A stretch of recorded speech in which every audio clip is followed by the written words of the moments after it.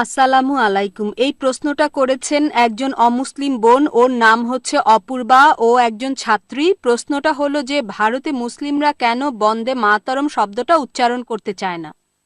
আসসালামু আলাইকুম রহমতুল্লাহি অবরাকাতু। সুপ্রিয় দর্শক মণ্ডলী, একজন মহিলা ডক্টর জাকির নায়েককে প্রশ্ন করছেন যে বন্দে মাহাতারাম বলা যাবে কিনা। তো ডক্টর জাকির নায়েক কি বলেন সেই উত্তরটি আমরা শুনে আসি। ভিডিওটি সম্পূর্ণ দেখবেন। আজকে হচ্ছে ইন্ডিপেন্ডেন্ট ডে। তো আজকে এই ডেটে অনেকে বন্দে মাহাতারাম বলে থাকেন। তো চলুন বলা যাবে কি যাবে না সেই ভিডিওটি আমরা দেখে আসি। বোন, আপনি প্রশ্ন করলেন যে ভারতে মুসলিমরা কেন বন্দে মাতরম শব্দটা উচ্চারণ করতে চায় না। এটা বেশ কমন একটা প্রশ্ন যে মুসলিমরা কেন বন্দে মাতরম শব্দটা বলতে চায় না। প্রেস কনফারেন্সেও প্রশ্নটা করা হয়েছিল, কনফারেন্সের শুরুতে করেছিল প্রেস মিডিয়া।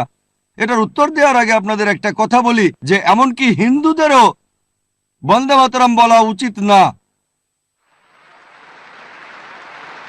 কারণ যদি গানটা শোনেন, লিখেছিলেন বঙ্কিম চট্টোপাধ্যায়, বন্দে মাতরম মানে আমি কুর্নিশ করছি আমার মাতৃভূমিকে। বন্দে মাতরম শব্দটা এই গানে মোট 3 বার আছে। আর এ কথা আগেও বলেছি যে বেদের কথা অনুযায়ী এখানে স্পষ্ট বলা আছে, যজুর্বেদ অধ্যায় নম্বর 32 অনুচ্ছেদ 3, এছাড়া শ্বেতসূত্র উপনিষদ অধ্যায় 4 অনুচ্ছেদ 19।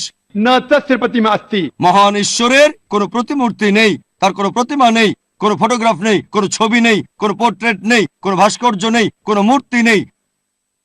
তাহলে দেশকে উপাসনা করার প্রশ্ন আসছে কোত্থেকে? একজন হিন্দু যদি তাদের ধর্মগ্রন্থ বেদ সম্পর্কে জানে, সে কখনোই বন্দে মাতরম বলবে না।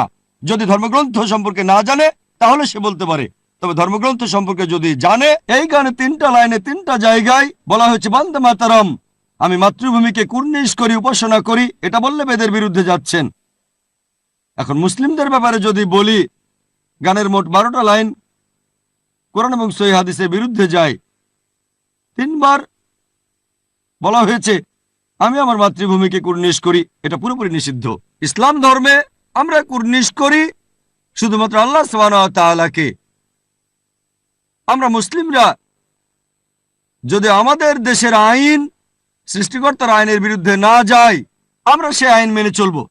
আমরা দেশকে ভালোবাসি, দেশকে সাহায্য করতে চাই, দেশটাকে উন্নত করতে চাই, প্রয়োজন হলে সত্যের খাতিরে দেশের জন্য জীবনও দিতে প্রস্তুত।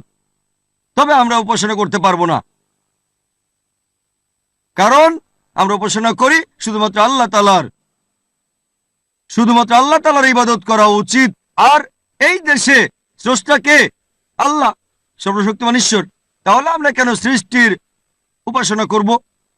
আমরা উপাসনা করব স্রষ্টাকে, সৃষ্টিকে নয়। আর এছাড়াও বন্দে মাতরম গানে কিছু কথা আছে, দেশকে বিভিন্ন দেবদেবীর সাথে তুলনা করা হয়েছে, লক্ষ্মীর কথা আছে, দুর্গার কথা আছে। এই সব কথাই পবিত্র কোরআনের শিক্ষার বিরুদ্ধে চলে যায়। আর আপনি যদি ইতিহাস পড়ে দেখেন, কয়েক বছর আগে এটা ছিল রাজনৈতিক বিষয়। এই গানটা লিখেছিলেন 1860 বা 70-এর দশকে বঙ্কিম চট্টোপাধ্যায়। এর উদ্দেশ্য ছিল আসলে রাজনৈতিক, আর এখনো উদ্দেশ্যটা রাজনৈতিকই আছে। বুঝতে পারছে না, এটা তাদের ধর্মের বিরুদ্ধেও যাচ্ছে।